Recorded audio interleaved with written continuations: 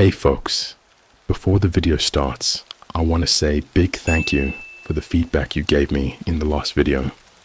Again, I will be short and say, as every other video, to leave a like and hit the subscribe button. Also, don't forget to comment down below, helping me to give proof to YouTube that all of you who follow this channel so far are real people who watch my videos. Thank you, and I hope you enjoy. I signed up for a dark web job to guard a luxury yacht owned by a billionaire. The rooms below deck are lined with coffins. I'm not proud of how it started. I guess you could say I was desperate. Rent was overdue, my car had been towed again, and my fridge had two things: a half-empty bottle of mustard and a questionable carton of milk. I work a boring office job during the day, but it barely pays the bills, and I was sinking fast. That's when I got a message from an old college buddy, Mike. We hadn't talked in years, but out of nowhere, he hits me up with this cryptic text. Yo, need cash fast? Check this site, but don't tell anyone I sent you. Attached was a link. Now, I've heard all the deep web horror stories, hitmen for hire, red rooms, whatever, but I figured, how bad can it be? Mike was always the chill stoner type, not exactly a criminal mastermind. Curiosity and hunger got the better of me. That night, I followed his link, installed a sketchy browser, and dove in. The website was minimal. Black background, white text, no logos or flashy ads. It was a job board for the unconventional workforce. The gigs ranged from smuggling antiques across borders to delivering packages with no questions asked. One post stood out. Security needed for private yacht. 3 nights, $10,000. Discretion required. The description was vague but enticing. Must be physically fit. Non-disclosure agreement mandatory. No experience necessary. The $10,000 was hard to ignore. A few clicks later, I'd submitted my info, just my name, age, and a selfie. Within minutes, I got a reply. You're hired. Details incoming. That should have been the first red flag. No interviews, no background check, but I was too blinded by the payday. An hour later, another email arrived with coordinates and a flight ticket. I was to board a private jet from LAX to some tiny island off the coast of Florida. The flight, the jet screamed money. Leather seats, gold-plated armrests, champagne on ice, the whole works. I was the only passenger. The crew, 3 stone-faced attendants, barely acknowledged me. They handed me a contract, thick enough to rival a Stephen King novel, and told me to sign it before landing. I skimmed it. Yeah, I know, stupid. Most of it was boilerplate legal stuff, but one line stood out. Under no circumstances are you to enter the lower decks without permission. That was weird. I asked one of the attendants about it, but she just smiled and said, "You won't need to." When we landed, a black SUV was waiting. The driver was this tall, silent guy in a suit and sunglasses, like a bootleg Secret Service agent.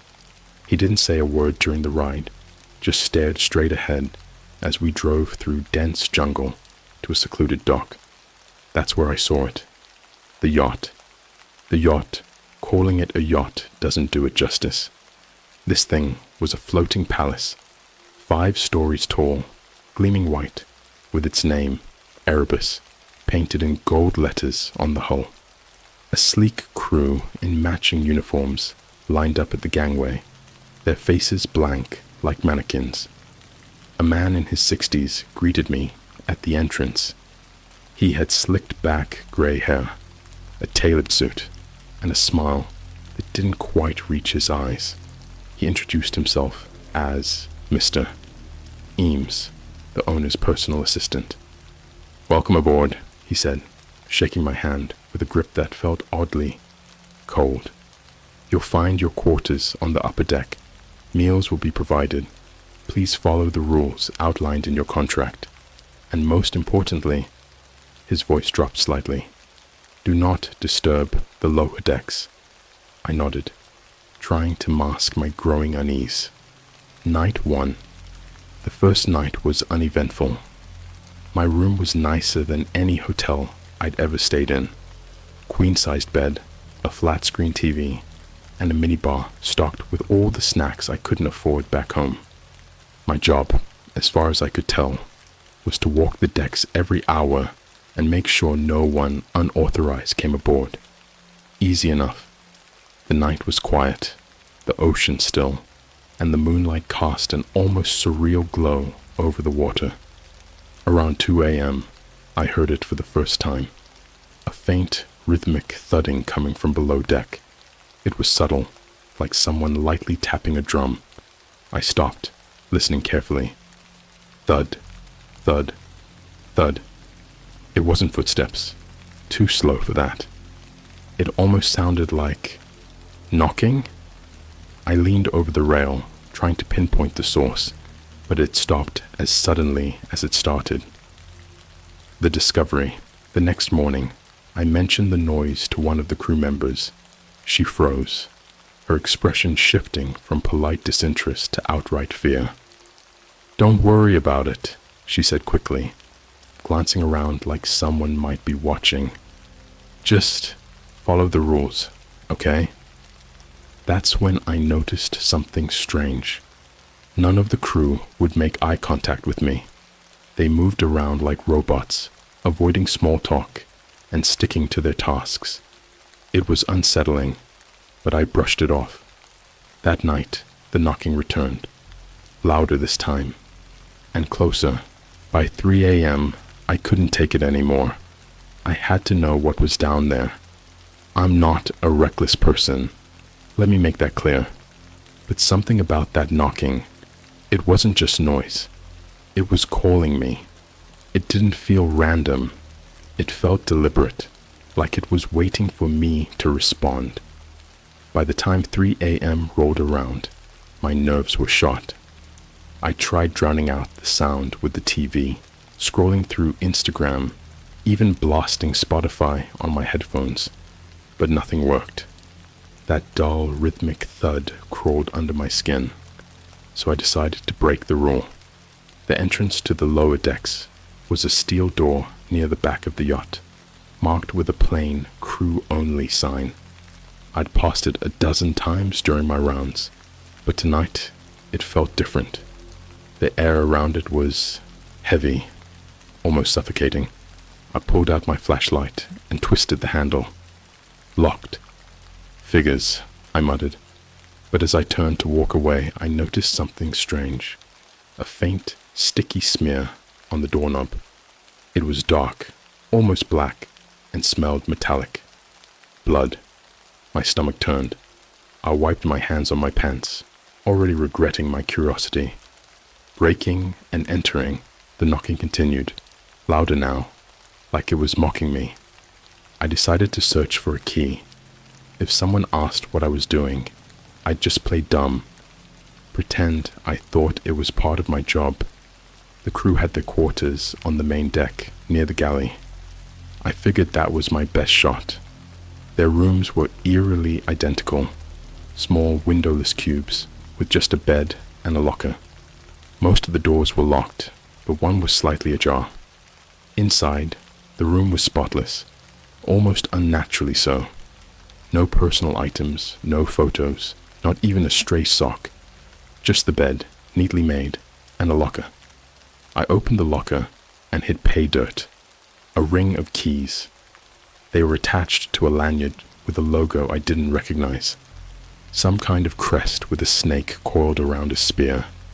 As I pocketed the keys, I heard footsteps in the hallway. My heart jumped into my throat. I ducked behind the bed, barely daring to breathe.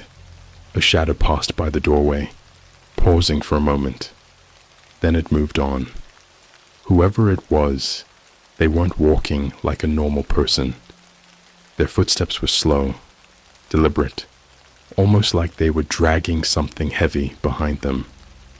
Below deck, I waited until the footsteps faded before heading back to the steel door.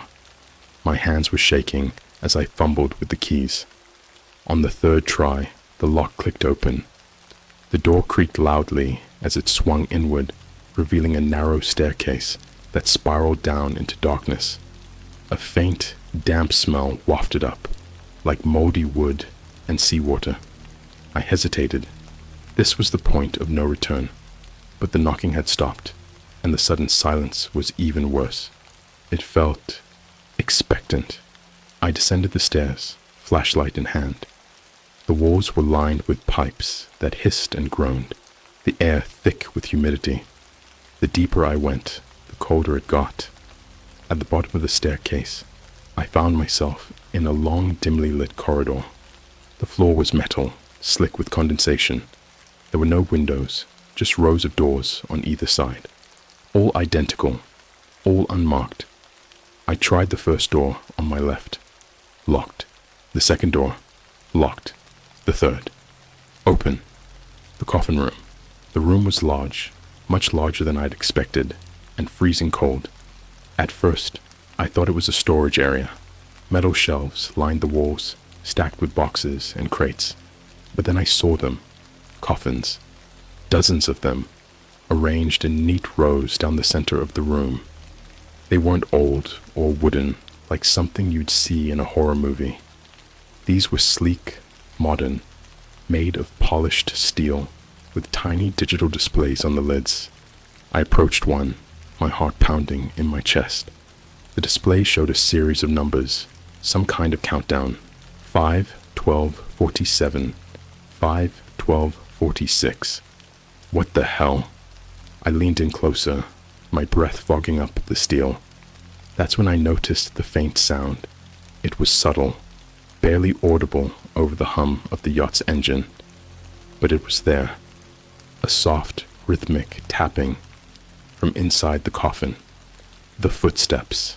I backed away, panic setting in. This wasn't just weird. This was insane. What the hell had I gotten myself into?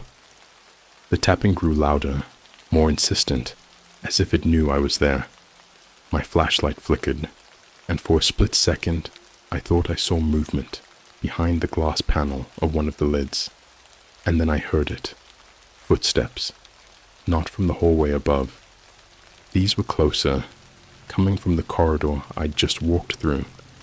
I killed the flashlight and ducked behind one of the shelves, my heart hammering so hard I was sure whoever was out there could hear it. The footsteps stopped at the doorway. A figure stepped inside, silhouetted against the faint light from the hallway. It was tall, impossibly tall, its limbs unnaturally long.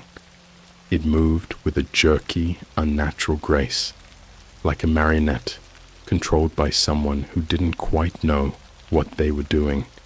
It sniffed the air, its head tilting toward the coffins. I held my breath, praying it wouldn't notice me. Escape. The figure moved deeper into the room, its movement slow and deliberate. It paused near one of the coffins, placing a spindly hand on the lid. The tapping from inside stopped immediately. It whispered something, a low guttural sound that made my skin crawl, and then it turned its head, not toward the coffins, toward me. My body reacted before my brain could. I bolted, flashlight swinging wildly as I sprinted back toward the stairs. The thing let out a shriek, a horrible, piercing sound that seemed to vibrate in my bones. I didn't look back. I slammed the steel door shut behind me and locked it, my hands trembling so badly it took 3 tries to get the key out. For a moment, I just stood there, gasping for breath. The knocking had started again, louder now, echoing up the staircase like a challenge. I didn't sleep that night. The next morning felt like a fever dream. I stayed locked in my room, staring at the ceiling and listening to the faint hum of the yacht slicing through the ocean. Every creak of the floorboards made me jump. My thoughts were racing, but one thing was clear. I needed to get the hell off that boat. But how? My phone had no signal, not even Wi-Fi. I tried asking one of the crew members the night before if there was internet on board, and they just gave me the same blank stare they all seemed to have mastered. I considered going to Mr. Eames, but something about his cold, calculated demeanor made my gut twist. If he wasn't already aware of what was below deck, I doubted he'd care. Still, I couldn't just sit there. I had to act like everything was normal, at least until I figured out a plan. The lunch meeting. Around noon, there was a knock on my door. It startled me so badly that I nearly dropped the glass of water I was holding. "Mr. Carter," a voice called from the other side. It was one of the crew members, a young woman with red hair tied into a tight bun. "Mr. Eames would like you to join him for lunch." Great. Just what I needed. I splashed some water on my face and forced myself to look calm, but when I stepped out of my room, she was already gone. It was weird. She didn't escort me to the dining room, didn't explain what the meeting was about, just knocked, delivered the message, and disappeared. The dining room was ridiculous, like something out of a luxury hotel. Crystal chandeliers, polished mahogany tables, and floor-to-ceiling windows with an uninterrupted view of the endless blue ocean. Mr. Eames was already seated, sipping from a glass of wine. "Ah, Mr. Carter," he said, smiling that same unsettling smile. "Please, sit." I hesitated, but obeyed. The meal was extravagant. Steak, lobster, the works. Eames didn't eat much.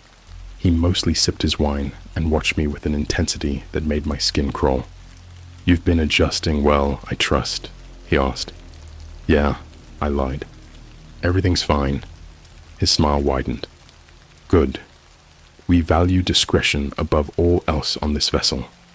You understand that, don't you?" I nodded, my stomach churning. He leaned in slightly, his voice dropping to a near whisper. "The owner of this yacht is a private individual.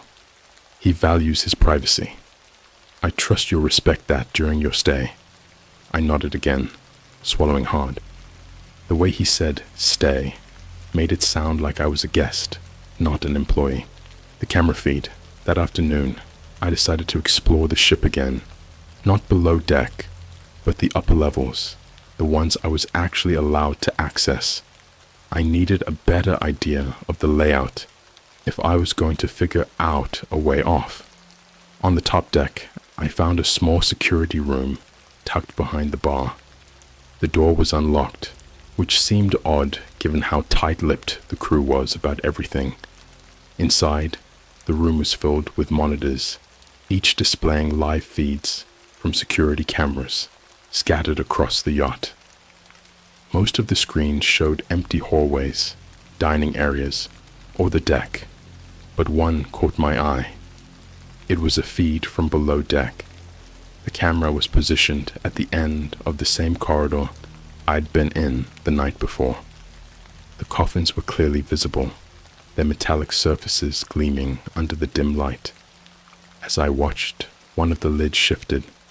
My breath caught in my throat. The lid didn't open all the way, just enough for something pale to peek out. A hand. Thin, almost skeletal, with unnaturally long fingers. It tapped on the lid, the same rhythmic knocking I'd heard before. I couldn't look away. The hand lingered for a moment, then withdrew back into the coffin.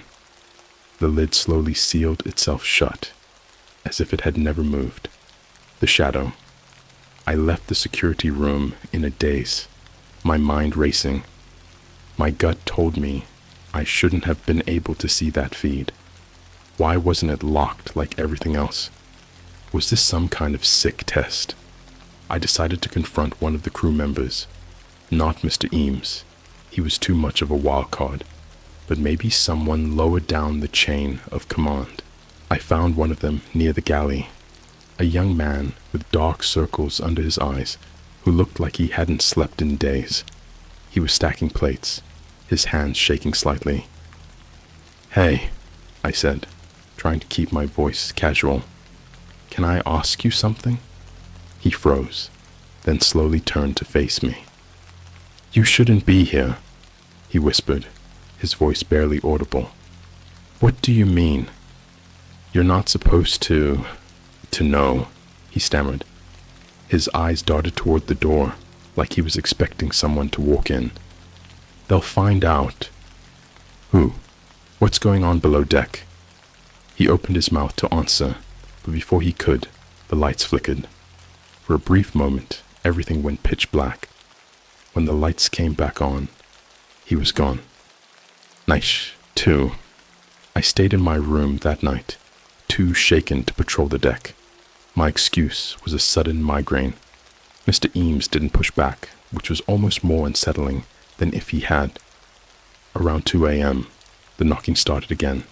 This time, it wasn't coming from below deck. It was coming from the hallway outside my room. I froze, my pulse hammering in my ears. The knocks were slow and deliberate, moving closer with each one. Thud, thud, thud.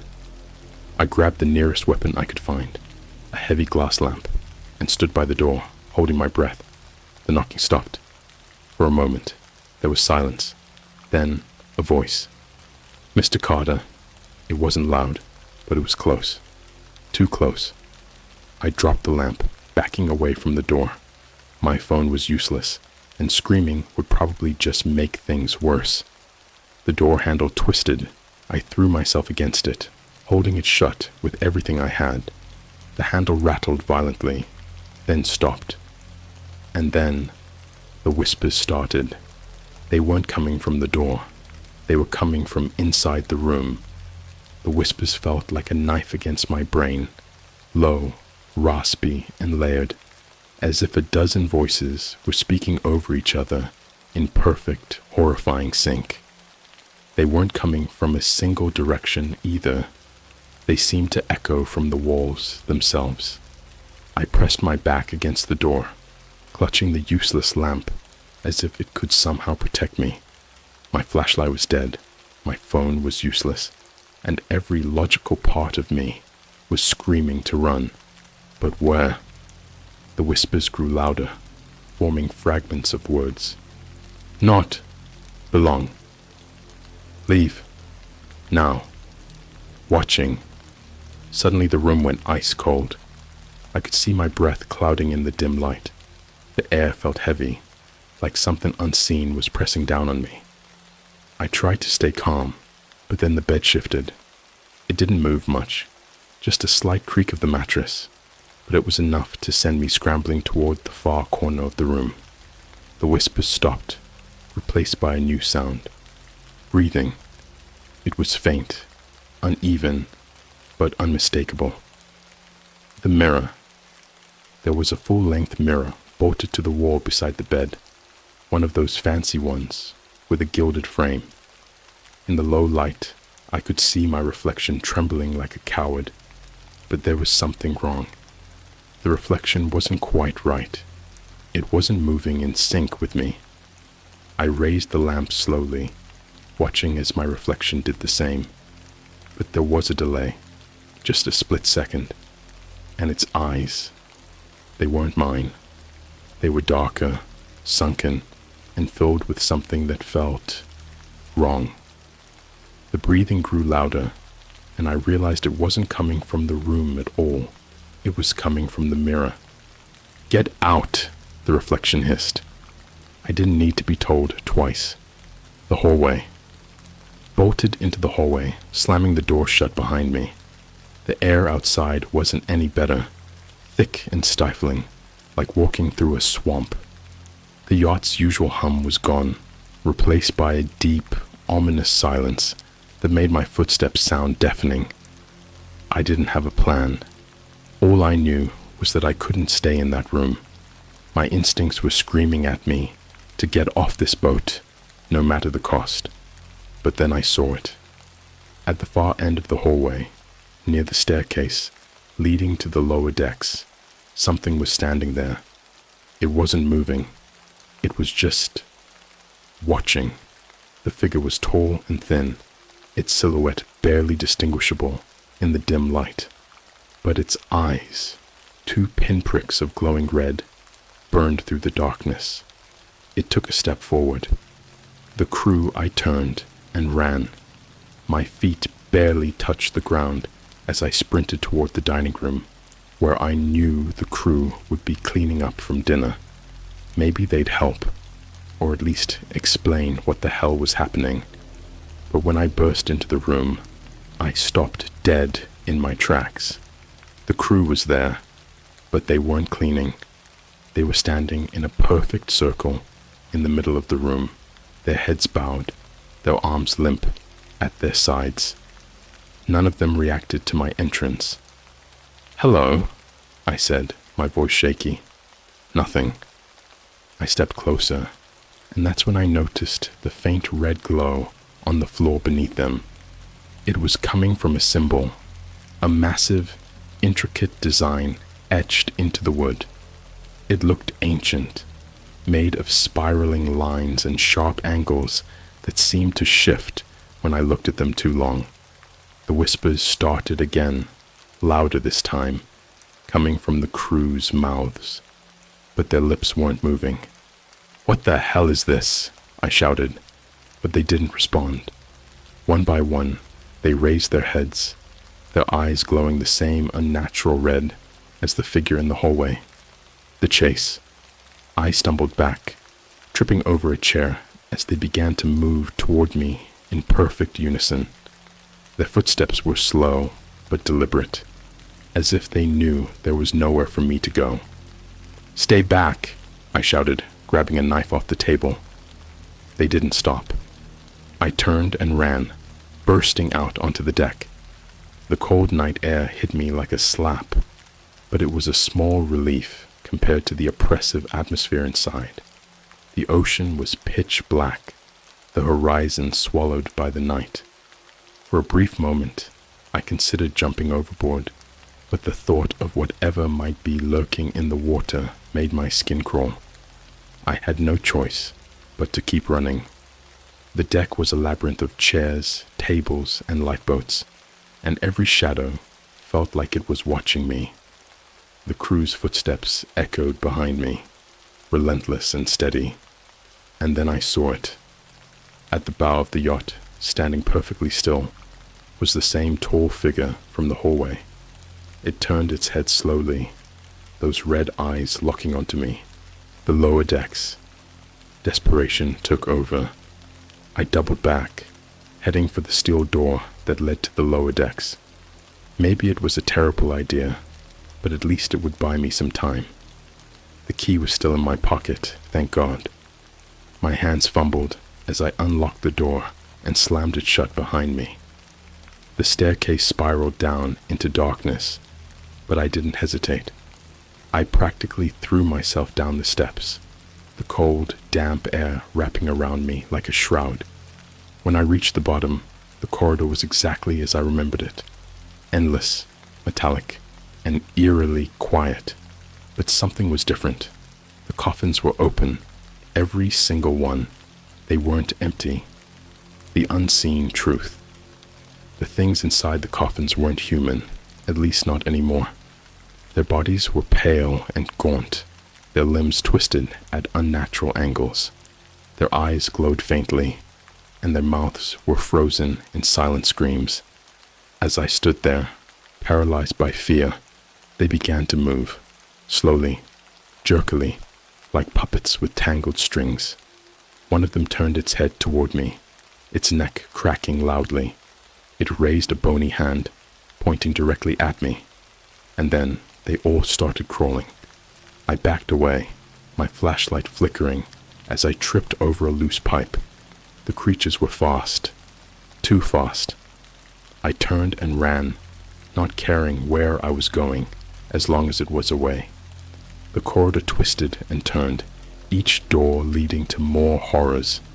Rooms filled with strange machinery, walls covered in symbols that pulsed with an eerie light, and finally, a massive hatch marked with a single word, Erebus, the yacht's name. I didn't think. I yanked the hatch open and stepped inside, sealing it behind me just as the creatures reached the door. For a moment, there was silence. Then the pounding started. The pounding on the hatch was relentless, a metallic drumbeat that vibrated through the enclosed space. I leaned against the cold steel, gasping for air, knowing that whatever was out there wouldn't stop. Turning away from the door, I took in my surroundings. This wasn't like the other parts of the yacht. The walls were rusted, the air thick with a greasy, acrid smell. Pipes snaked along the ceiling, leaking a strange, viscous fluid that pooled on the floor. In the center of the room was a massive engine, or at least that's what it looked like at first. But as I stepped closer, I realized it wasn't mechanical. It was alive. The heart of the yacht, the engine, pulsed rhythmically, a wet, organic sound that made my stomach churn. It was covered in a slick black membrane with veins that glowed faintly red, pumping some kind of liquid through the walls. And then I saw the faces, dozens of them, stretched across the surface of the thing like grotesque masks. Their features were warped, mouths frozen mid-scream, eyes wide with terror. They weren't just part of the engine, they were the engine. I stumbled back, bile rising in my throat. The whispers returned, louder than ever. But this time, they weren't just in my head. They came from the faces. "Help us!" One of them groaned, its voice a distorted echo. "You need to leave," another gasped, its eyes rolling toward me. "It's feeding." "Feeding on what?" I whispered, my voice barely audible. The faces didn't answer, but I didn't need them to. I already knew. The revelation. A sharp, sudden memory hit me. The crew's empty stairs, the blood on the steel door, the strange countdown on the coffins. The people on this yacht weren't employees. They were prisoners. The whispers twisted, morphing into laughter, low and guttural, like the thing was mocking me. "You signed the contract," it said, the voices overlapping in a cacophony. "No," I said, shaking my head. "I didn't agree to this."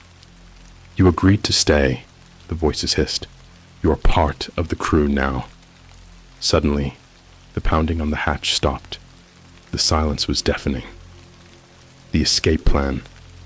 I needed to get out, off this yacht, off this nightmare. But how? There was no way I could fight my way past those creatures, and the lifeboats were useless without a way to lower them. That's when I noticed the control panel on the far wall.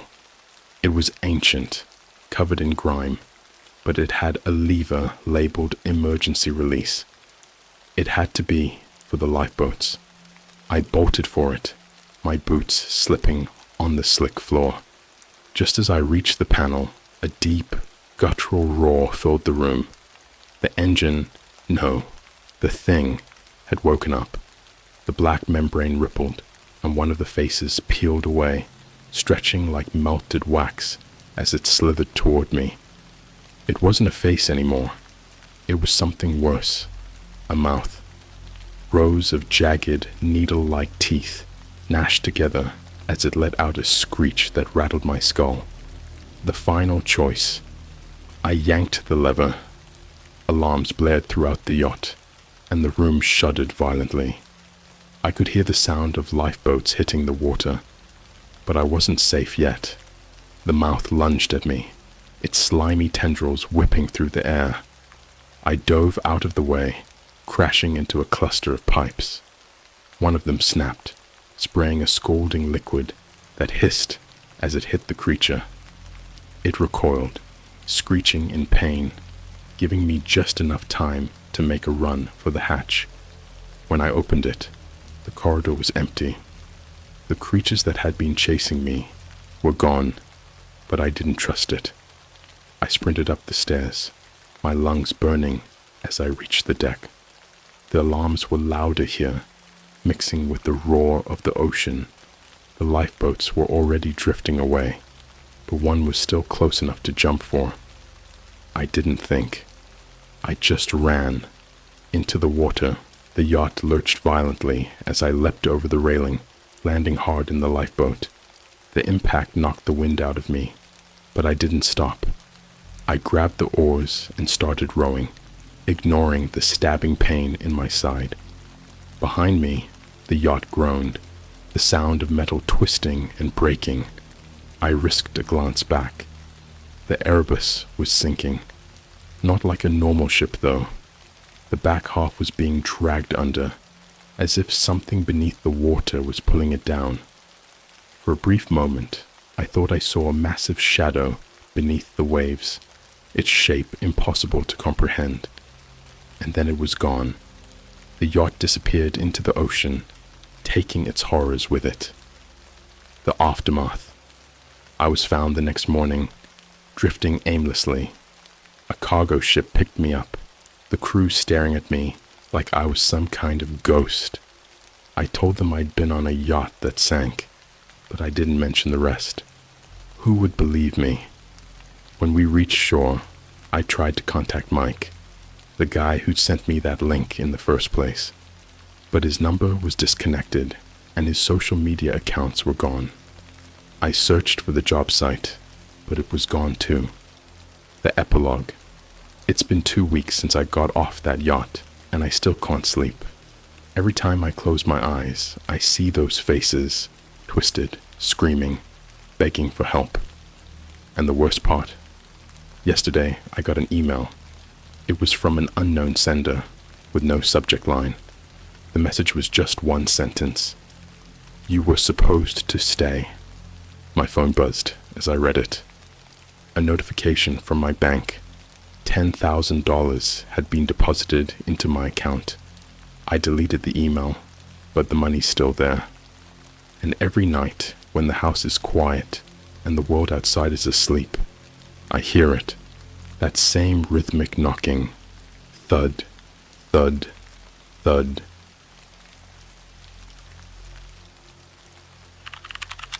I bought a signed copy of a Michael Jackson album from a dark web auction. The song lyrics changed every time I played them. Alright, so this happened a few weeks ago, and I swear it's the weirdest thing that's ever happened to me. I'm usually not the type to dabble in the weird corners of the internet, but curiosity got the better of me. I blame YouTube. You know those creepy, "I bought this weird thing from the dark web" videos? Yeah, I fell down that rabbit hole one night and thought, why not see what's out there? I'm not going to explain how I got onto the dark web. It's not as hard as people make it seem, but it's also not something I recommend. Anyway, I found this auction site that looked super sketchy. The interface reminded me of an old Craigslist page, except instead of used furniture and job postings, it was all weird stuff. I'm talking haunted dolls, cursed jewelry, and even a freaking human tooth in a locket. You get the idea. I wasn't planning on buying anything. I was just lurking, you know. But then I saw it. A signed copy of Michael Jackson's Thriller. The description said it was authentic, one of a kind, and that it was signed by MJ himself in the 80s. There was a photo of the album cover, and the signature looked legit. I mean, I'm no expert, but it wasn't one of those cheap Sharpie scribbles you see on eBay. The kicker, the starting bid was only $50. For something like that, it seemed too good to be true. The thing is, I've been a huge Michael Jackson fan since I was a kid. My mom used to play Thriller in the car on repeat. It was kind of a comfort thing for me, so seeing it pop up on this sketchy auction felt like fate. Nostalgia mixed with bad decision making, I guess. I placed a bid for $75 and closed my laptop, figuring I'd never hear about it again. But 2 days later, I got an email. I'd won the auction. The email came from some random string of characters, like XAuth34GK at Darkmail or something, and it just said, "Congratulations, you've won item number 3945. Please confirm your shipping address and transfer $75 in Bitcoin." It included a link to a tracking site and nothing else. No thank you, no contact info, nothing. I'll admit, I hesitated. I mean, this screamed scam, right? But I figured, worst case scenario, I lose $75. Best case, I get a piece of music history. So I converted some cash to Bitcoin. Don't ask me how long it took. I'm not exactly crypto savvy. And sent the payment. I gave them my P.O. box, just in case it was something shady. 5 days later, a package arrived. The box was way smaller than I expected, like the size of a regular vinyl album, but thinner.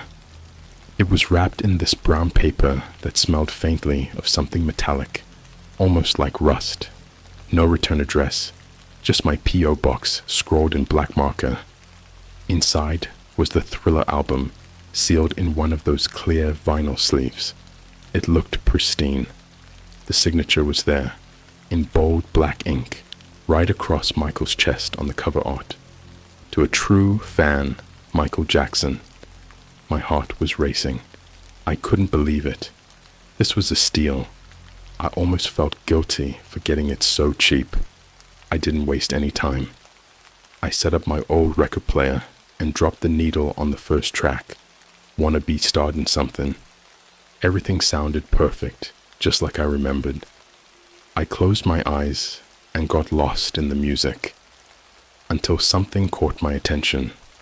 About halfway through the track, the lyrics started to change. It wasn't obvious at first. Michael's voice sounded the same, but instead of the usual upbeat chorus, he started singing something I'd never heard before. Something about watching you through the glass and hands reaching in the dark. The melody stayed the same, but the words were wrong. They didn't even rhyme, which is super weird for MJ. I thought maybe the record was scratched, so I lifted the needle and started the track over. Same thing. The lyrics were normal at first, but halfway through, they shifted again.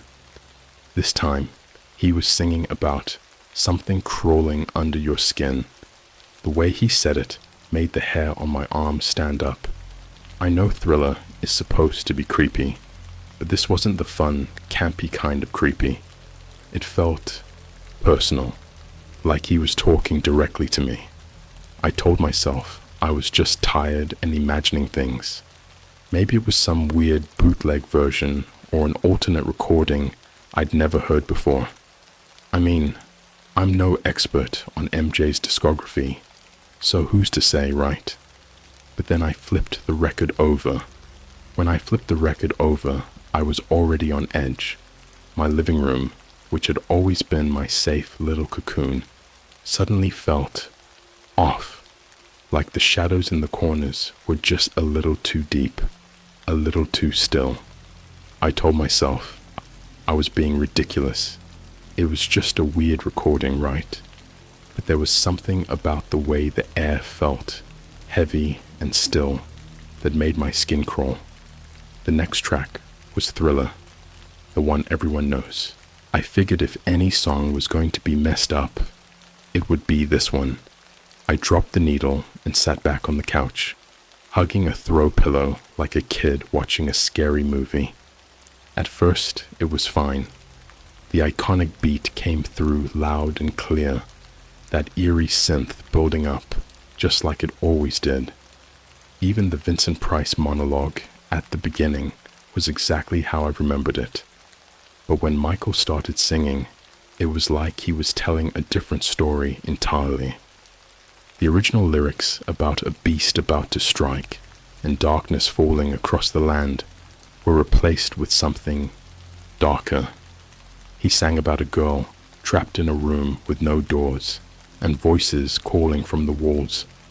It wasn't just creepy, it was specific, too specific. The imagery was so vivid it felt like I could see it in my mind, like a scene from one of those low-budget analog horror videos on YouTube. You know, the ones where the camera's just slightly too shaky and the lighting is all wrong. I leaned forward, trying to catch every word, but as I did, I swear the music got quieter, like it didn't want me to hear. I turned the volume knob up, but it didn't help. His voice kept fading, sinking beneath the crackle of the record until I could barely hear it at all. And then, silence. The record stopped spinning. No crackle, no hiss, nothing, just dead air. I stared at it, waiting for something to happen, but the needle just sat there in the middle of the record. My heart was pounding so hard I could feel it in my throat. This wasn't normal. Even if the record was scratched, it shouldn't just stop like that. I reached out to lift the needle, but before I could touch it, the lights in my apartment flickered. They didn't go out completely, but they dimmed enough to cast long, jagged shadows across the walls. My TV turned on by itself, the screen glowing a cold, static gray. No sound, just that soft hum old TVs make when you're too close. I froze. I don't know how to explain it, but there was this overwhelming sense that I wasn't alone anymore, like the air itself had shifted, and something, or someone, was standing just out of sight. I don't know how long I sat there, staring at the TV, but eventually, I got up the courage to grab the remote and turn it off. The second I pressed the power button, the lights came back on, bright and steady, like nothing had happened. The record player started spinning again, the needle jumping back to the beginning of Thriller. But this time, there was no music, just a low, guttural whisper. At first, I thought it was part of the record, like maybe it was one of those hidden tracks artists used to sneak onto their albums. But the sound didn't come from the speakers. It was coming from somewhere deeper, like it was vibrating through the record player itself. I leaned in closer, and I could have sworn I heard my name. I yanked the needle off the record so fast I almost broke it. The whispering stopped immediately, but the silence it left behind was worse. I sat there for a minute, trying to convince myself I'd imagined the whole thing. Maybe I was just freaking myself out. I mean, it was late, I was tired, and I'd spent the last hour convincing myself that this stupid album was cursed or something. I needed to chill out.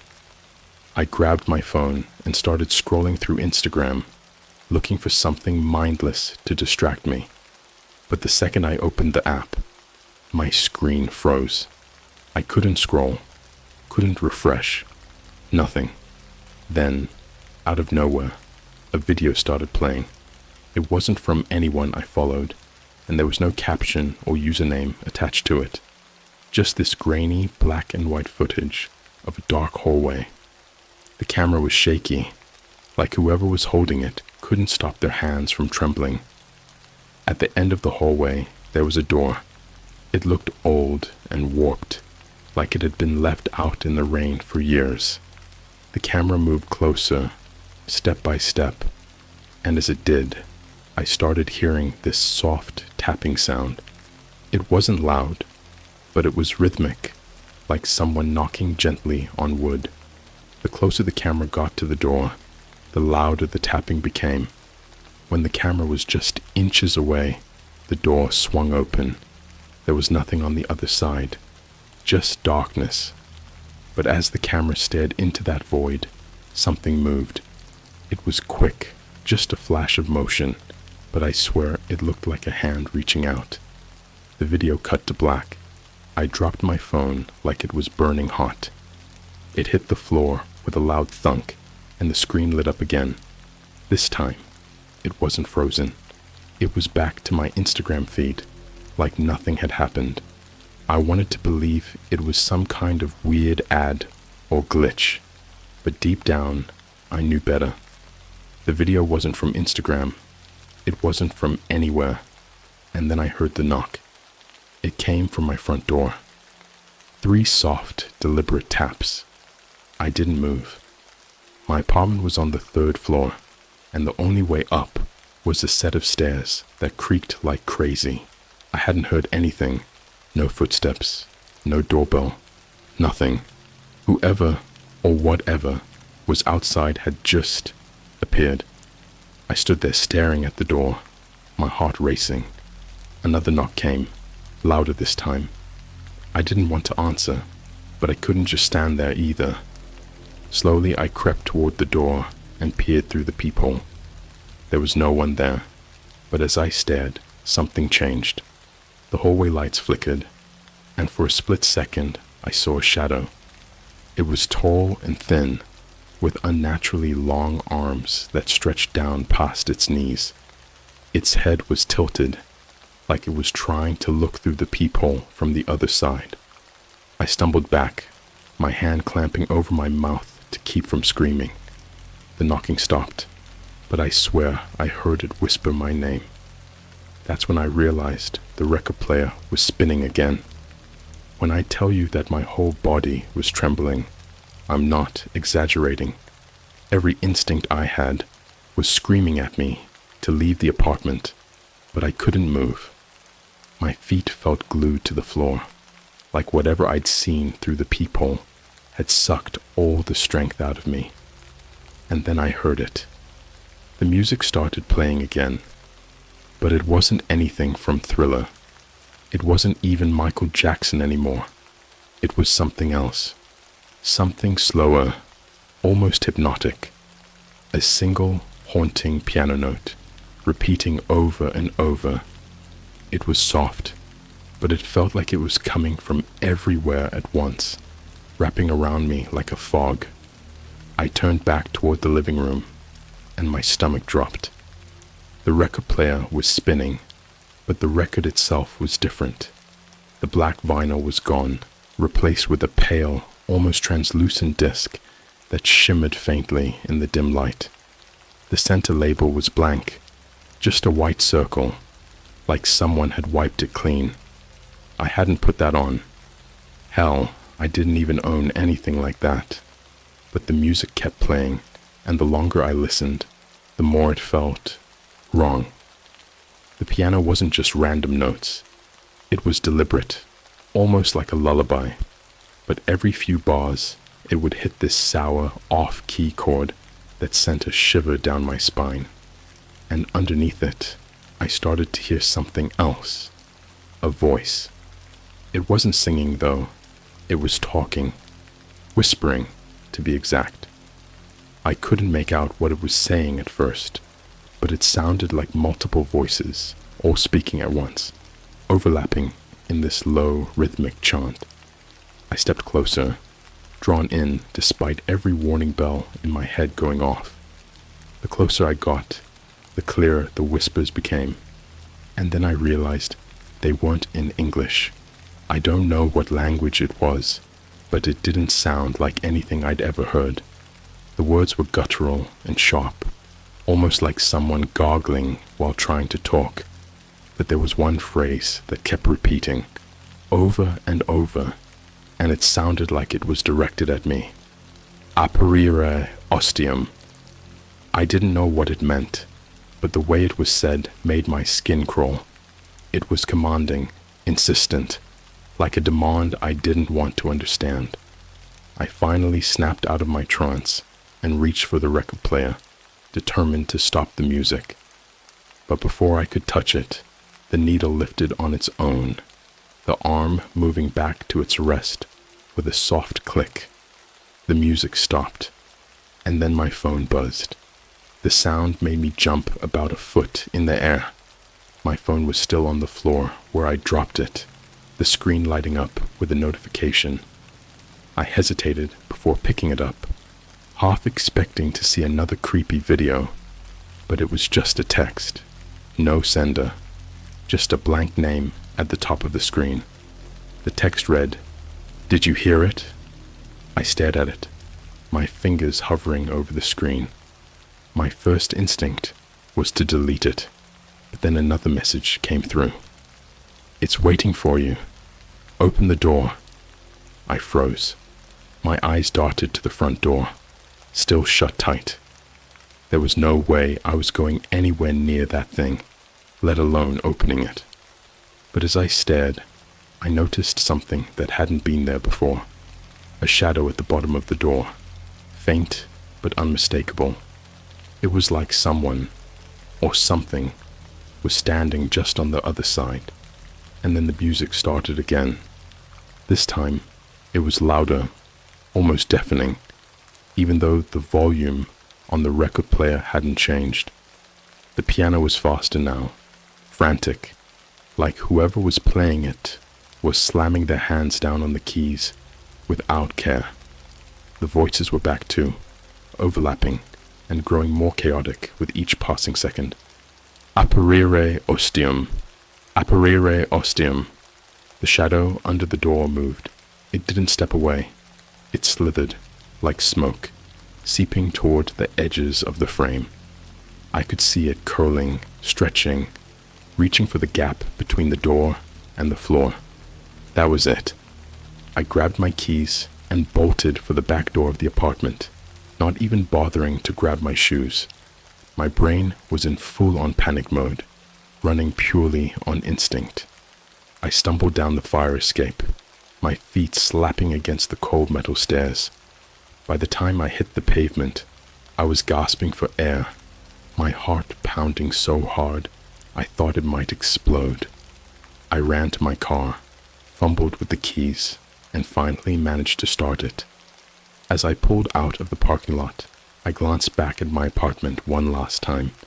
The lights were on in every window, bright and blinding, but I swear I saw something standing on the fire escape. It was just a silhouette, tall and still, but its head tilted as if it was watching me leave. I drove for hours, no destination, no plan, just putting as much distance between me and that place as possible. I ended up at a 24-hour diner in the middle of nowhere, one of those places with sticky vinyl booths and a flickering neon sign that buzzes just loud enough to be annoying. The waitress didn't even look up when I walked in, which was fine by me. I grabbed a corner booth, ordered a coffee, and tried to collect my thoughts. I couldn't stop replaying everything in my head. The record, the whispers, the shadow. None of it made sense.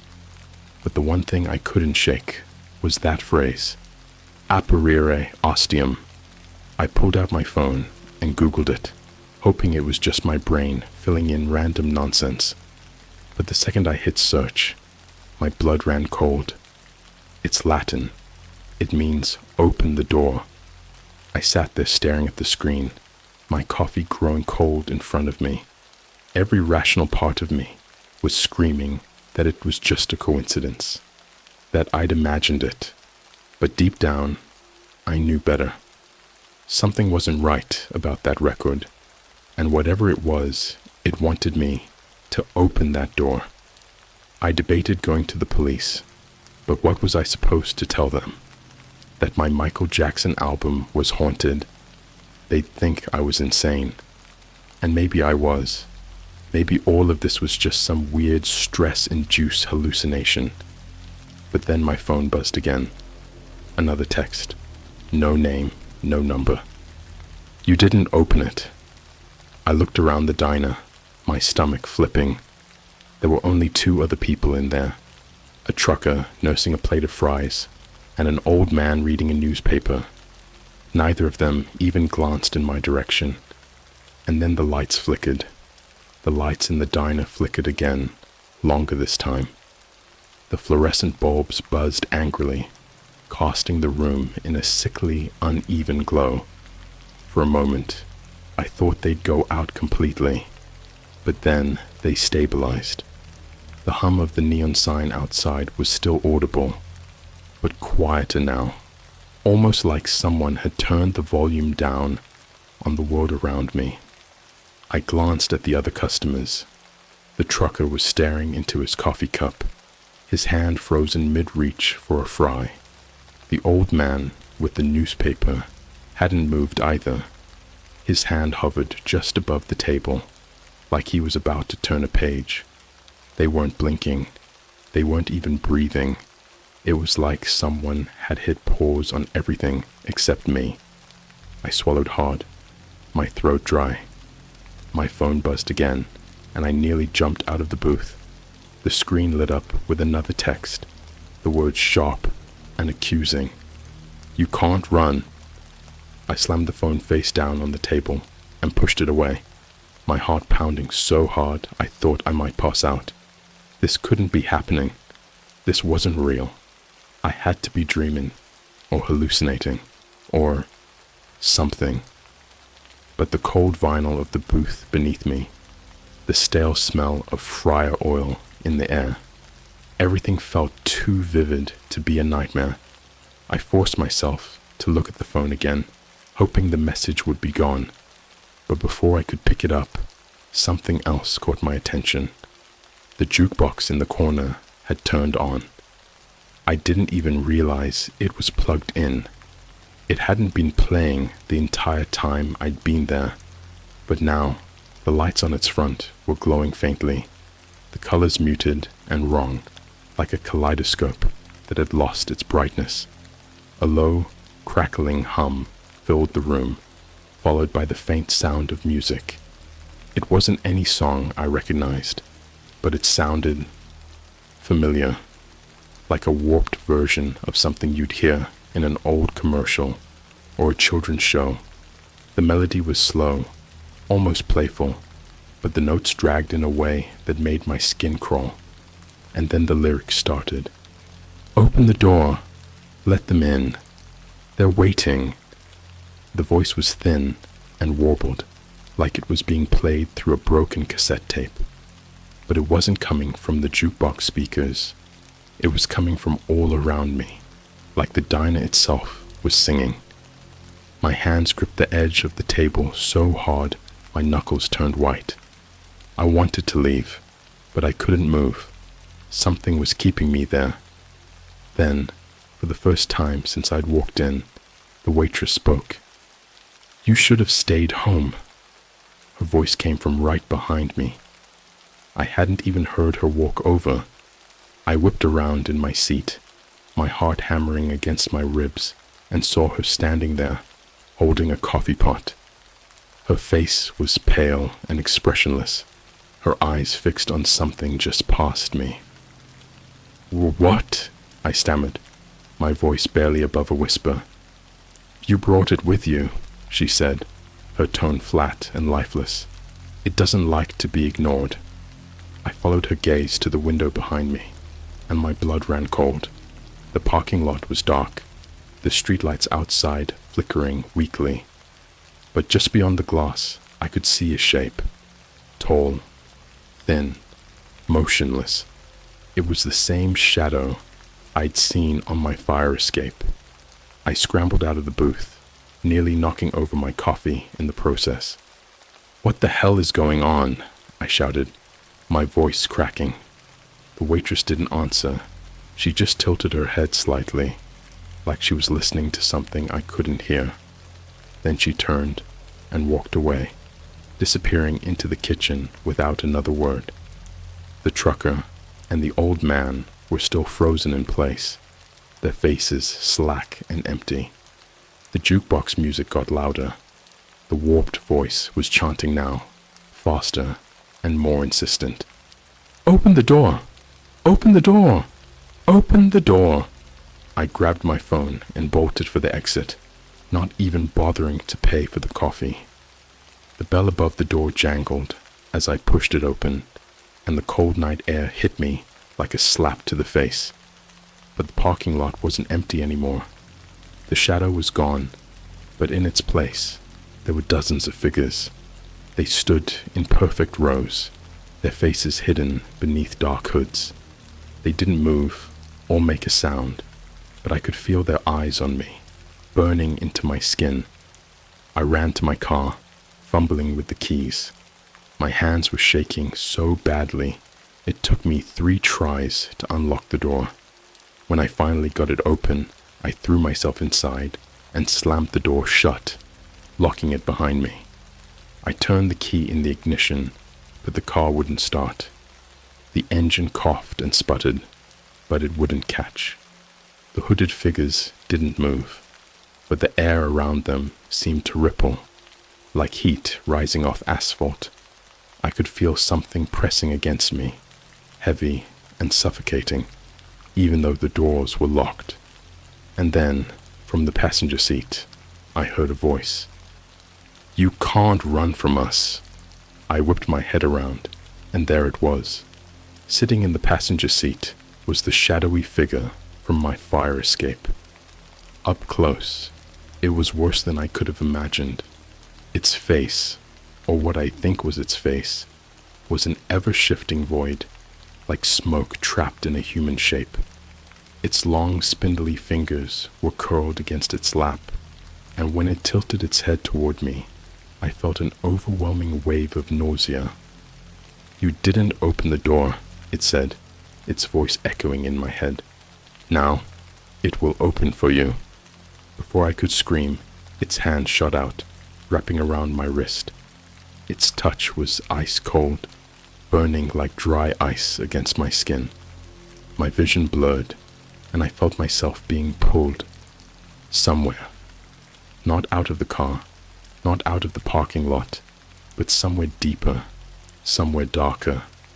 The last thing I saw before everything went black was the record, sitting on the passenger seat, where the figure had been. The translucent vinyl was spinning, even though there was no record player, and the music was still playing. When I came to, I wasn't in my car anymore. I was lying on the floor of what looked like a long, dark hallway. The air was heavy and stale, filled with the faint scent of mildew and something metallic. Blood, maybe? The walls were covered in peeling wallpaper, and the floor beneath me felt cold and damp, like it had been sitting untouched for decades. The only light came from a flickering bulb hanging far down the hallway, swaying gently like there was a breeze. But there was no breeze.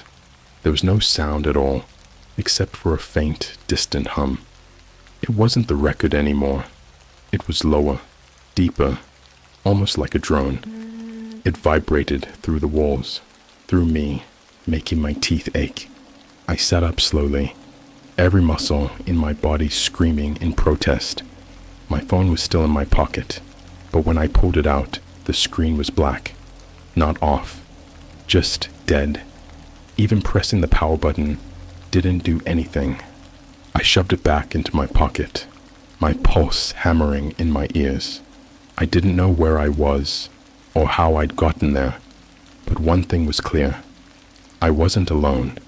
The hum grew louder as I stood up, echoing down the hallway. It was coming from somewhere ahead of me, where the light was weakest. As much as I wanted to turn and run in the other direction, my legs wouldn't listen. It was like something was pulling me forward, guiding me toward the sound. Every step I took felt heavier than the last, like the air itself was pushing back against me. The walls seemed to close in as I moved, the flickering bulb casting long, distorted shadows that shifted and danced without reason. I didn't look at them for long. I couldn't. And then I saw it. At the end of the hallway was a door. It looked like the one from the video I'd seen in the diner, old, warped, and covered in deep scratches that seemed to twist and curl into strange, unrecognizable patterns. The knob was rusted and bent, but even from where I stood, I could feel the pull. This was the door the whispers had been talking about. Aperire ostium. The phrase was back, whispered so softly it could have been coming from inside my own head. My stomach churned, bile rising in my throat as I stared at the door. I didn't want to touch it. I didn't even want to be near it. But my feet kept moving, dragging me closer with each shaky step. When I reached it, the humming stopped. Everything went still. The flickering bulb above me sputtered out, plunging the hallway into total darkness. I could feel my pulse in my ears, my throat, my wrists. Every beat louder and louder until it felt like my body would explode. And then the whispers started again. This time, they were everywhere. Hundreds of voices overlapping and echoing, their words blending into an incomprehensible tide of noise. I clamped my hands over my ears, but it didn't help. The voices weren't just outside me. They were inside me, filling my mind, pushing out every thought until there was nothing left but that one command. Open the door. I didn't want to. Every fiber of my being screamed at me to turn and run, but my hand moved on its own, reaching for the knob. My fingers brushed against the rusted metal, and the whispers stopped. For a moment, everything was silent, peaceful even. But then, the door began to open. It didn't creak or groan like I expected. It swung open soundlessly, revealing nothing but a gaping void. It wasn't just dark, it was empty, like staring into a black hole. The air around it felt wrong, colder and heavier than before. And as I stood there, I felt something shift in the darkness. A shape began to emerge. At first, it was just a faint outline, like a shadow against the void. But as it stepped closer, it became more distinct. Its limbs were too long, its head too wide, its entire body twitching and jerking like it was struggling to hold itself together. Its face, or what I think was its face, was completely smooth, featureless except for a single gaping hole where its mouth should have been. It didn't make a sound, but I felt its presence in every inch of my body. My knees buckled, and I collapsed to the floor, unable to look away as it leaned toward me. Its mouth stretched wider, impossibly wide, and I could see things inside. Faces, eyes, hands, all swirling together in a chaotic, writhing mass. And then it spoke. "You brought me here." Its voice wasn't a sound. It was a feeling, a pressure that pushed into my skull and wrapped around my thoughts. I wanted to scream, to run, but I couldn't move. All I could do was watch as it reached for me with one impossibly long hand. When its fingers touched my face, everything went white. I woke up in my apartment. At first, I thought it was over. The morning sun was streaming through the windows, the smell of coffee drifting in from the cafe downstairs. Everything looked normal. My record player was back on the shelf, the Thriller album sitting in its sleeve like nothing had happened. But then I noticed the scratches.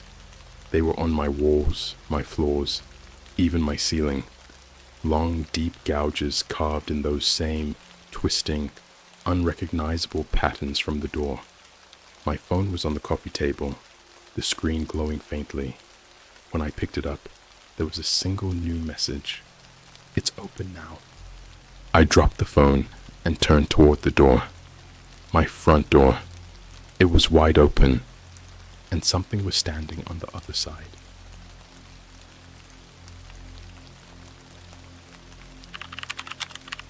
I watched a live stream from a dark web camera in the woods. The feed showed someone wearing a hoodie I lost years ago. Alright, so before I get into this, let me just say, I'm not one of those people who actively tries to mess with the dark web. Like, I'm not that guy. You know the type, the one who brags about exploring the hidden layers of the internet like it's some kind of achievement. Nah, I was just bored. Blame Reddit, blame TikTok, hell, blame one too many late-night horror YouTube videos. You know how it is when you start clicking around on stuff you shouldn't, and suddenly you're in a rabbit hole of true crime, conspiracy theories, and deep web mystery videos. That's how this all started. It was around midnight on a Friday. I was chilling at my apartment with a bag of cold McDonald's fries and a lukewarm Coke, just scrolling. My roommates were out, one on a Tinder date, the other at a late shift at Starbucks. So, naturally, I had the place to myself and figured I'd stay up way too late, doing absolutely nothing productive. I stumbled across this thread on r/deep web experiences. It was one of those, what's the creepiest thing you've ever seen online? Posts, and I was hooked. Most of the comments were pretty standard. Urban legends, weird scams, people claiming they'd seen illegal stuff, but with no receipts. Then I found this one reply that stood out. It wasn't long or dramatic, just a single link with a caption. This isn't illegal or anything, but it's the creepiest thing I've ever come across. Watch at your own risk. I hesitated. Of course I did. Clicking random links from strangers on Reddit. Dumbest thing you can do, right? But the thing is, the post had been up for hours and no one had replied with warnings like, "Don't click this, it's a virus," or "Cops will show up at your door." That little detail made me curious enough to break the one rule of being online at 1 a.m. Don't be stupid. So, I clicked. The link took me to a blank page with a single embedded video player. No ads, no comments, not even a watermark. Just a black screen with a little buffering wheel in the center.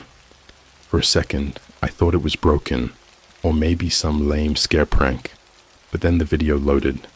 It was a live feed. At first, the quality was trash. The screen was mostly static, like someone had duct taped an old webcam to a tree in the middle of nowhere. But as it stabilized, I could make out details. It was nighttime, and the camera was pointed at a patch of woods, thick trees, moonlight slicing through the branches, and a small clearing that looked unnervingly deliberate, like someone had chosen this exact spot for the stream. Nothing happened for a solid 5 minutes.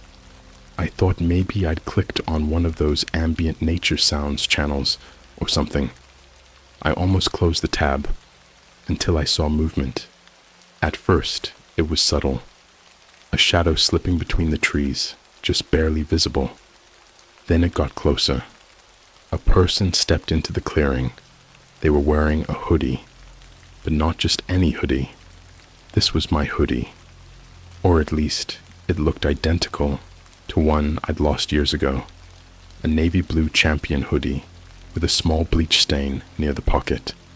I knew it was the same one because that bleach stain had happened when my college roommate spilled cleaning spray on me during a dorm room cleaning spree.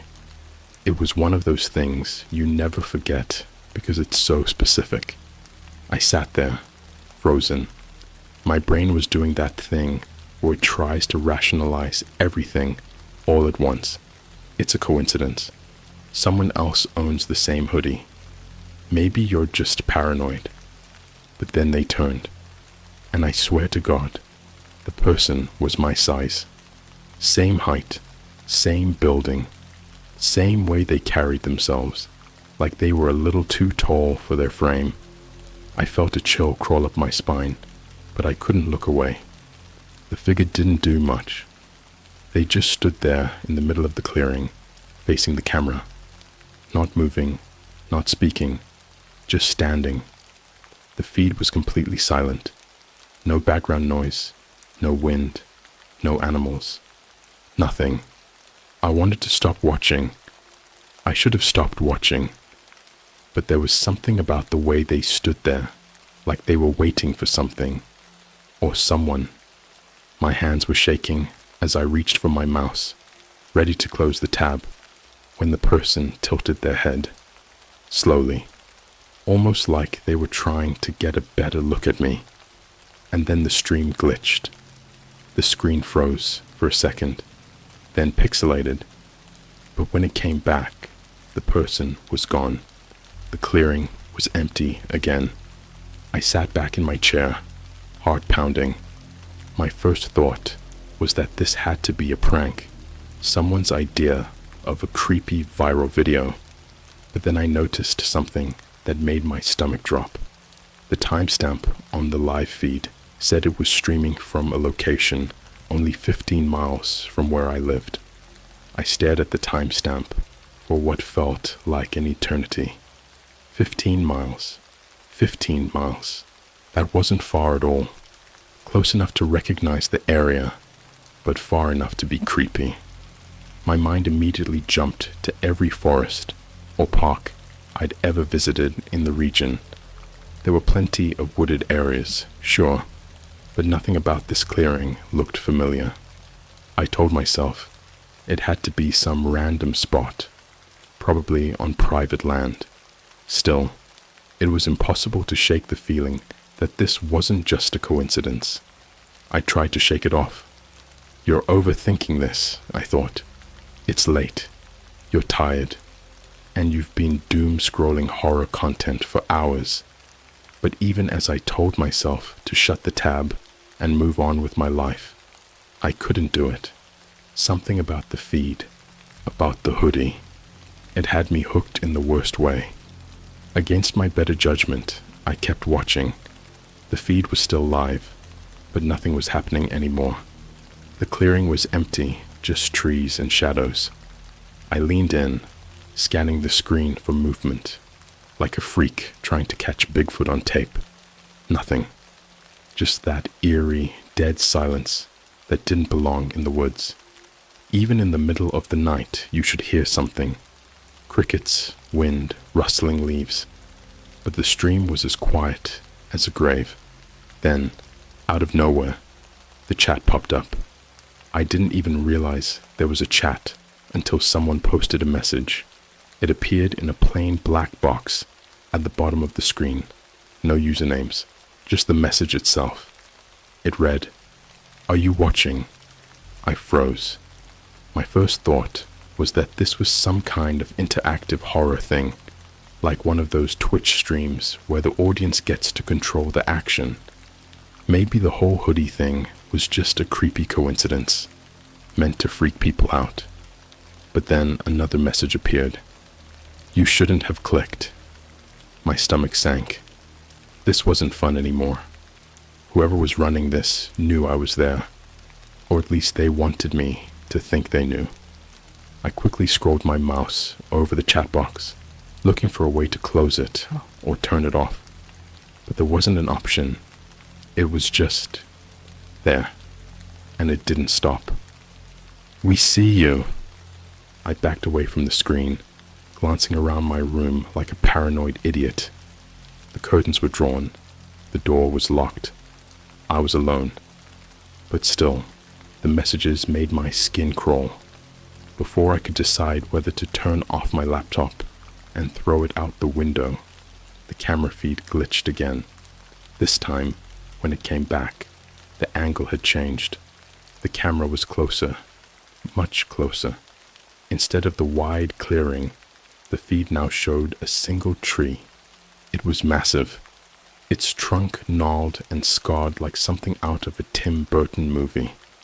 At the base of the tree was something that hadn't been visible before, a wooden box.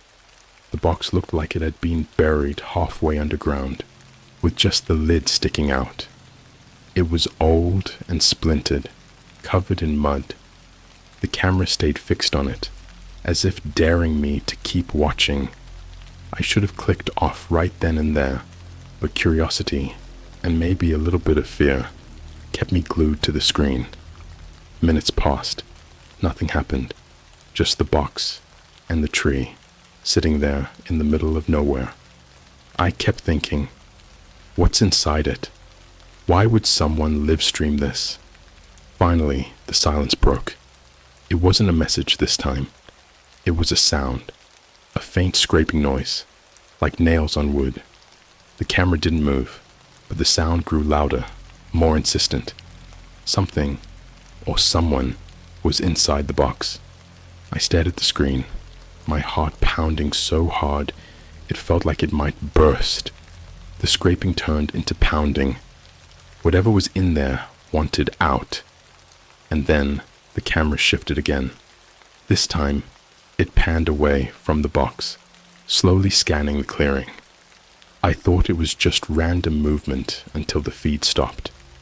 Now, the camera was pointed directly at something that made my blood run cold. There was a figure standing at the edge of the clearing. It wasn't the same person as before. This one was taller, broader, wearing a mask that looked handmade, like it was carved from a piece of bark. Their clothes were dark and tattered, blending into the shadows of the trees.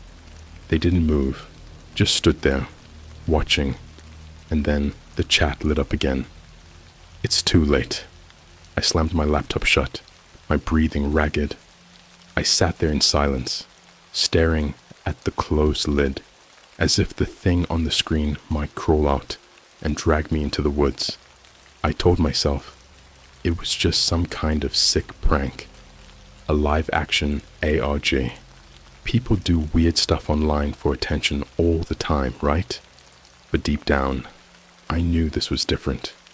My hands were shaking as I grabbed my phone. I needed to tell someone, anyone. But when I unlocked it, I saw a notification that made my heart stop. It was from Snapchat. A photo had been sent to me by an account I didn't recognize. No username, no Bitmoji, just a blank profile picture. I hesitated for a second, then opened it. The photo was blurry, but it was unmistakable. It was my apartment building. When I tell you, I nearly threw my phone across the room, I'm not exaggerating. My hands were shaking so bad I could barely hold it. I stared at the photo, my brain scrambling to come up with a reasonable explanation. Someone's messing with me. This is just a coincidence. Calm down. But the more I looked at the image, the less I believed that. It wasn't some random stock photo of a generic apartment building. It was mine. Same dull beige siding, same black metal railing on the stairs, even the dented dumpster in the parking lot. It had to have been taken within the last hour too. The lights in the building were just as they were now, including the flickering bulb on the third floor. And here's the kicker. The photo wasn't taken from the street. It was shot from somewhere inside the parking lot, like someone had been standing just a few feet away from my front door. I locked my phone and tossed it onto the coffee table like it was about to explode. My brain was in full-on panic mode now. I checked my door. It was locked. Chain was on. I peeked out the peephole, scanning the hallway. Empty. Dead silent. Still, I couldn't shake the feeling that I was being watched, that whoever or whatever was behind that stream wasn't just messing around anymore. I went back to my laptop, hesitating before opening it. Part of me wanted to shut it off, disconnect from Wi-Fi, and pretend this never happened. But the other part, the part that had gotten me into this mess, needed answers. I had to know if the stream was still live. When I opened the lid, the feed was still there, frozen in the same spot where I'd left it. The figure in the mask was gone, and the camera was once again focused on that damn wooden box. I stared at it, willing myself to close the tab, but instead, I clicked on the chat box. I don't know what I was expecting to find. Maybe more cryptic messages, maybe nothing at all, but what I saw made my blood run cold. The chat wasn't just active, It was filled with messages, not from random viewers, from me. Who are you? Why are you doing this? Leave me alone.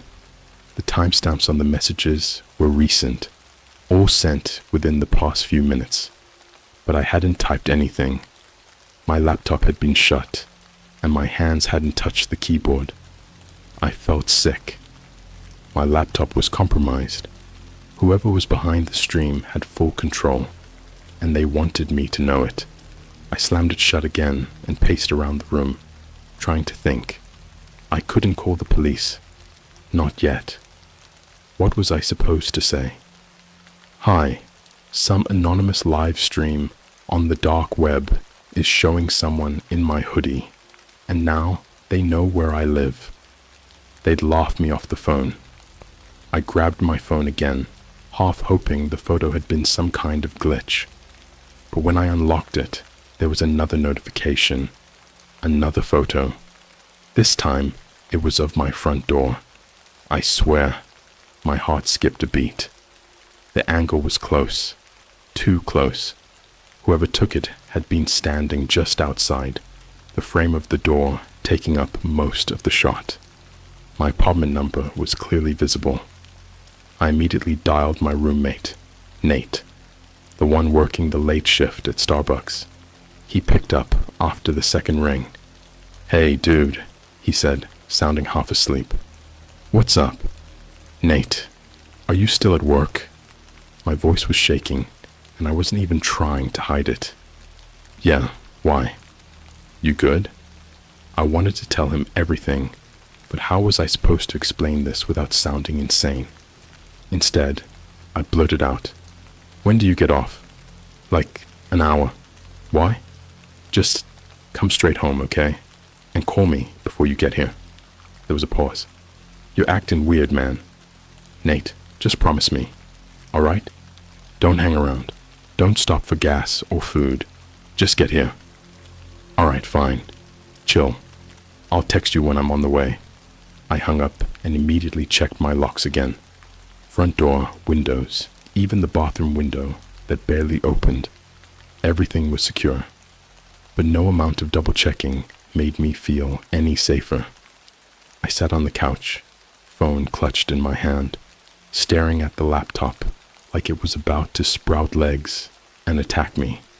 My heart was racing so fast, it felt like it might burst.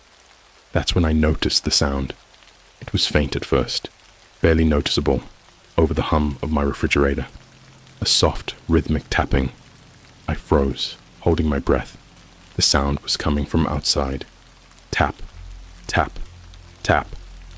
It wasn't the front door. It was the window. I didn't want to look. I really didn't want to look. But you know how it is. You hear something creepy, and your brain demands confirmation. I crept toward the window, heart hammering in my chest, and peeked through the blinds. There was no one there, just the empty parking lot, dimly lit by the street lamp. I stood there for a moment, trying to convince myself I was imagining things. Then my phone buzzed. Another photo. My hands were trembling as I opened it.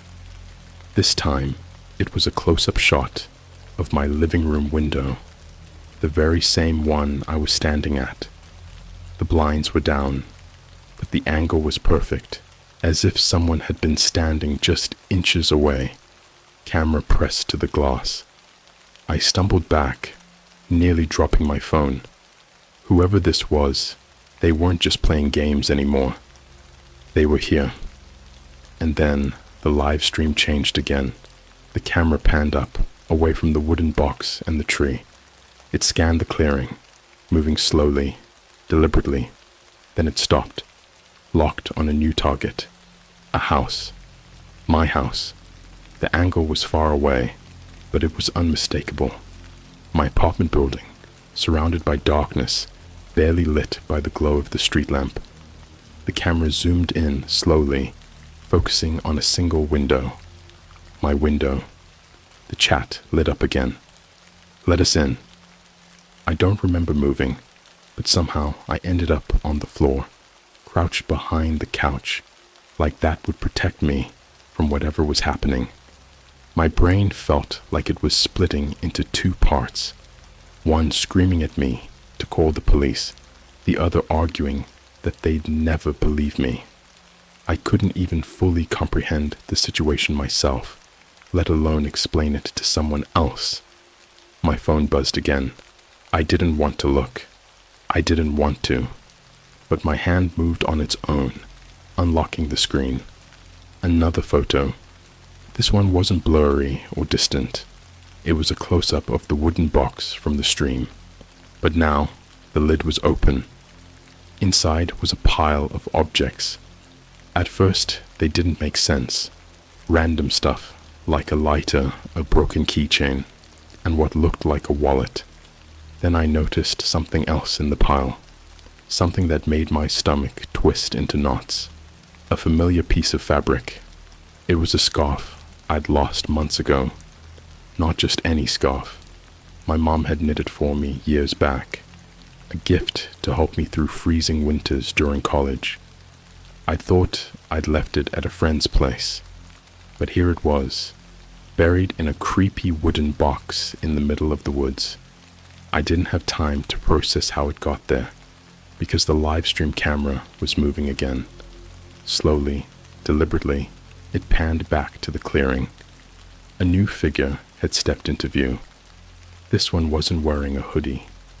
They were dressed in something worse, an old-fashioned coat, buttoned up to the neck, and a featureless mask that looked handmade, carved out of what might have been clay or bone. They were holding something in their hands, but I couldn't make out what it was. The chat lit up. "You need to see this." I wanted to scream. My voice was stuck in my throat, and my hands felt like they were locked in place. Against every ounce of common sense, I opened my laptop again. The camera was zooming in on the masked figure, and I could see now what they were holding. A piece of paper. They unfolded it slowly, deliberately, and held it up to the camera. It wasn't just any piece of paper. It was a photo of me. It wasn't an old picture either. I recognized the clothes I was wearing in it. My gray hoodie and black sweatpants. I'd been wearing them that night. The photo looked like it had been taken from inside my apartment, maybe even minutes ago. I slammed the laptop shut so hard, I thought I might have cracked the screen. My pulse was pounding in my ears, and for a moment, I couldn't move. I could barely think. They weren't just watching me through a screen. They were here. My mind raced. I couldn't stay here, but where would I go? My roommate Nate wasn't back yet, and I didn't even know if he'd be safe coming home. I thought about texting him again, but my hands were shaking too badly to type. Instead, I grabbed the nearest thing that could be used as a weapon, a kitchen knife from the sink, and crept toward the door. I don't know what I expected to find out there, but I needed to check. I pressed my ear to the door, listening. Nothing. Just silence. I peeked through the peephole, scanning the hallway. Empty. No one was there, at least as far as I could see. I opened the door just a crack, knife gripped tightly in one hand. The hallway was still empty, the fluorescent lights buzzing softly overhead. My heart was pounding so hard, I thought it might burst. I stepped out, keeping low, and looked around again. Nothing. No sign of anyone. And then my phone buzzed. Another photo. It was the hallway, taken from behind me. I spun around so fast I nearly tripped over myself. The hallway was empty, but I couldn't shake the feeling that someone was there, just out of sight, watching, waiting. I bolted back inside, locking the door behind me and shoving a chair under the knob for good measure. My breaths were coming in short, ragged gasps, and I felt like I might pass out. I backed away from the door, clutching the knife like my life depended on it. And then I heard the tapping again. It wasn't coming from the window this time. It was coming from inside the apartment. I froze, my mind racing. The sound was faint, but deliberate, coming from somewhere near the kitchen. I didn't want to go toward it, but I couldn't just sit there, waiting for whatever was making the noise to come to me. I crept toward the kitchen, knife shaking in my hand. The tapping grew louder, more insistent. It was coming from the cabinet under the sink. I stared at the cabinet door, my throat dry. Slowly, I reached out and pulled it open. Inside was a phone. Not my phone, a different one. It was old, one of those cheap prepaid flip phones you'd find in a gas station. Its screen was lit up, and it was vibrating softly. I reached for it, my fingers trembling. When I flipped it open, there was a single message on the screen. "You're not alone." Before I could react, the lights in my apartment flickered and went out, plunging everything into darkness.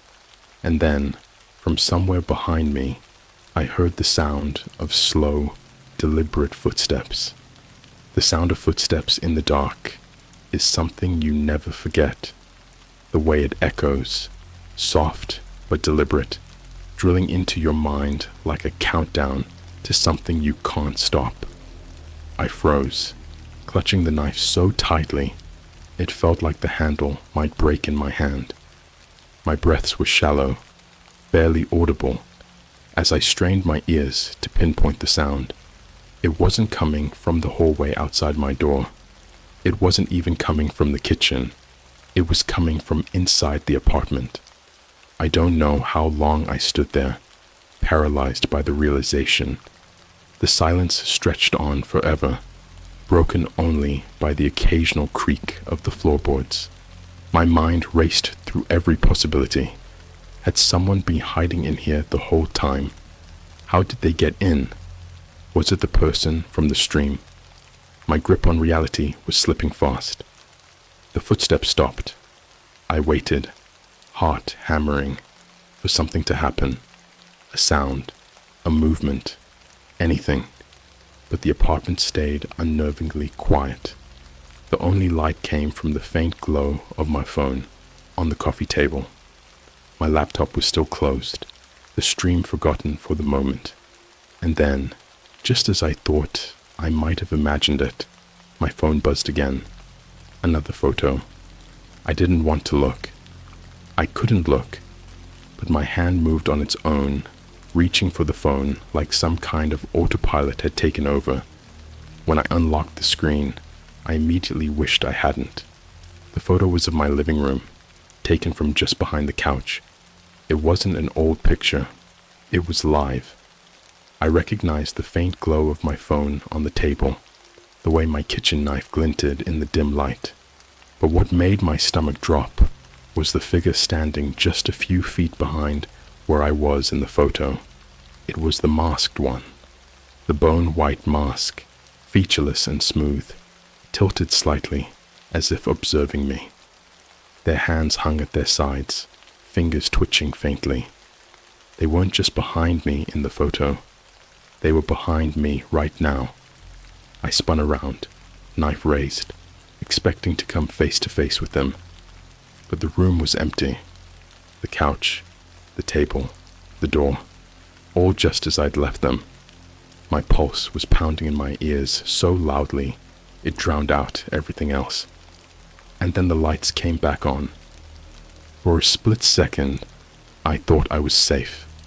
The warm, artificial glow of the overhead light flooded the room, chasing away the shadows. But then I saw it. The laptop screen had turned itself back on. The stream was running again. This time, the camera wasn't in the woods. It was in my apartment. I couldn't breathe as the feed panned across the room, showing every corner of the space I'd thought I'd secured. First, the kitchen, then the hallway leading to my bedroom, then the couch, my couch, exactly as I'd left it. And then the camera stopped. It was pointing directly at me. My reflection stared back at me from the laptop screen, pale and trembling, knife still clenched in my hand. For a moment, nothing happened. Then the chat box lit up with a single message. Turn around. I couldn't do it. My body refused to move. Every muscle was locked in place, fear anchoring me where I stood.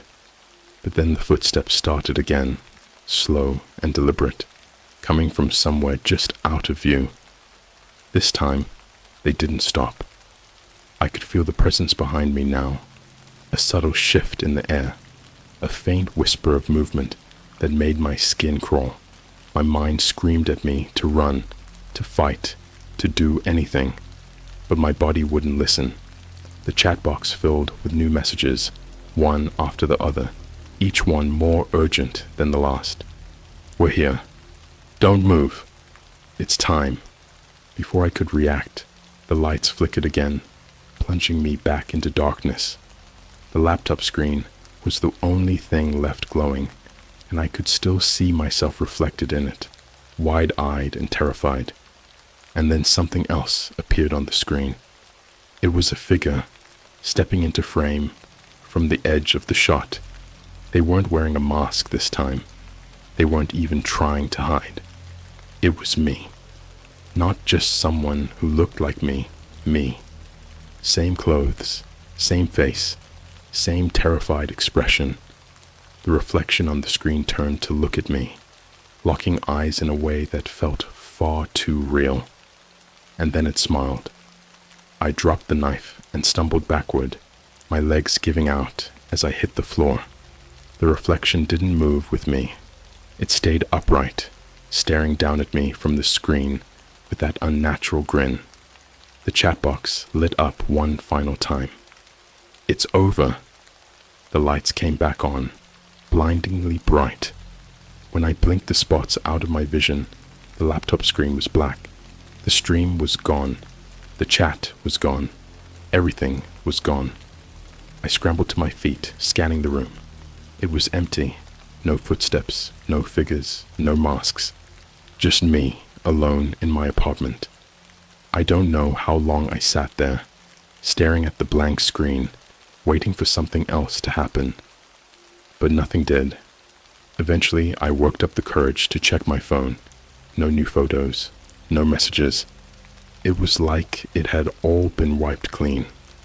I wish I could say that was the end of it, that I packed my things and left, or that I called the cops and they found some explanation. But none of that happened. I stayed up all night, waiting for something else to come through. Nothing did. And now, days later, I still don't know what happened. I haven't gone back to that link, and I haven't told anyone what I saw. But every time I walk past a mirror or glance at a reflection, I can't help but feel like it's watching me. Not me. It. And I can't shake the feeling that one day it's going to come back.